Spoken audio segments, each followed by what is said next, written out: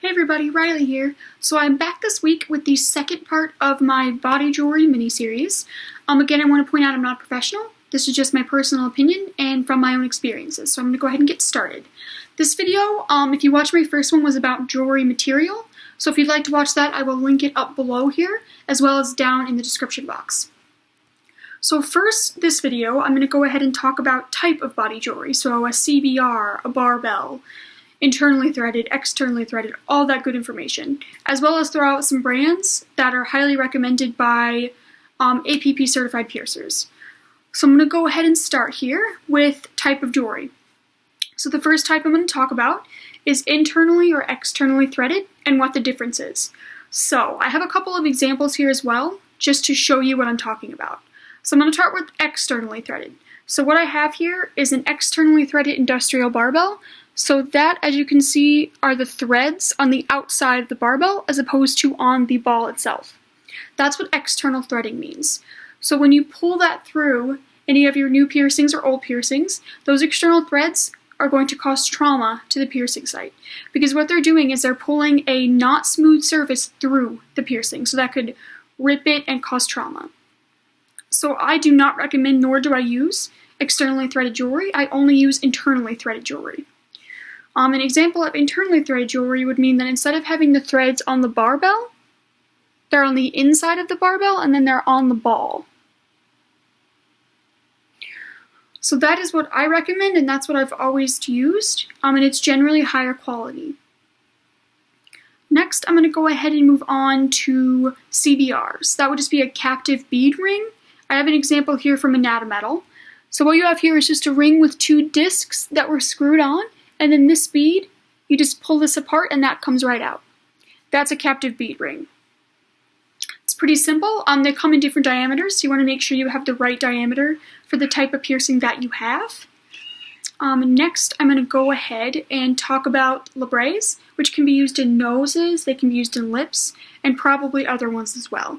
What I have here is it's just a threadless piece by Neometal.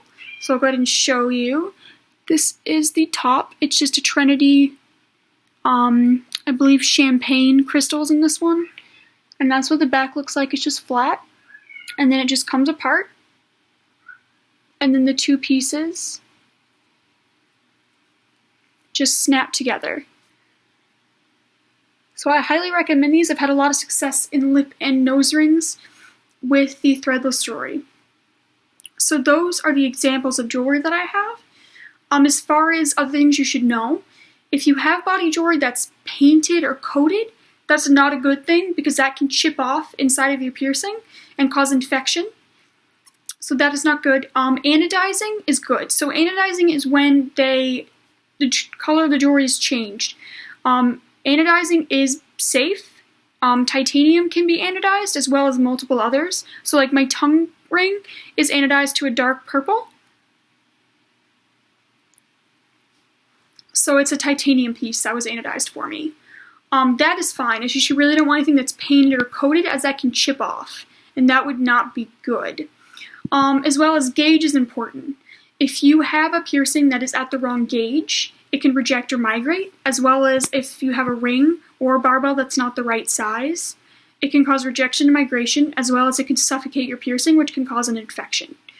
So those are not good. You really want to make sure you have the right size and the right gauge.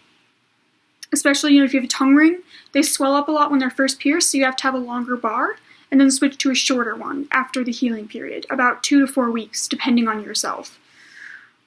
So you really want to make sure that's the right size, and you really want to make sure you gauge down piercings after they heal.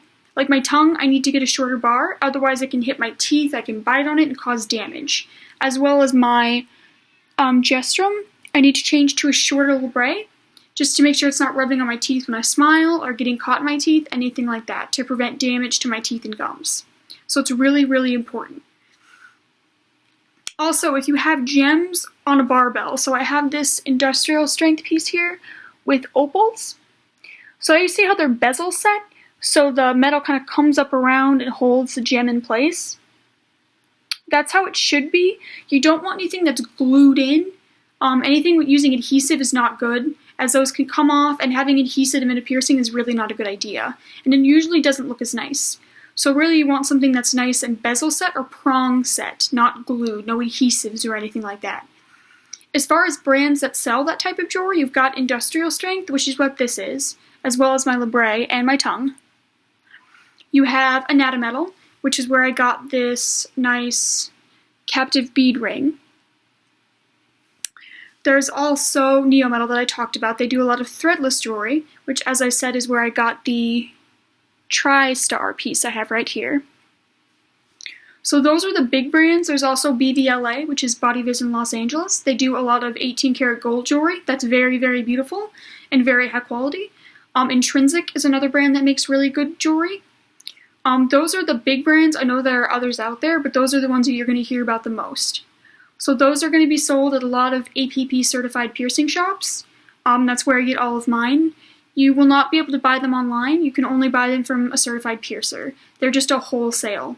So you wouldn't be able to buy them online. You'd have to go into a piercing shop, and they can usually order you anything that you want from the catalog. So if you want a specific set of gems, or you want a specific color or gauge, they can order it for you, and then you can come pick it up at their shop. So again, I just want to reiterate again, I am not a professional. This is just my personal experience. But that's all I've got as far as jewelry. You know, I don't know anything about stretching my ears or anything like that, so I'm not going to have anything in here about that. But if you have any questions, you can comment down below or send me a message and I will get right back to you. Thank you, and please subscribe.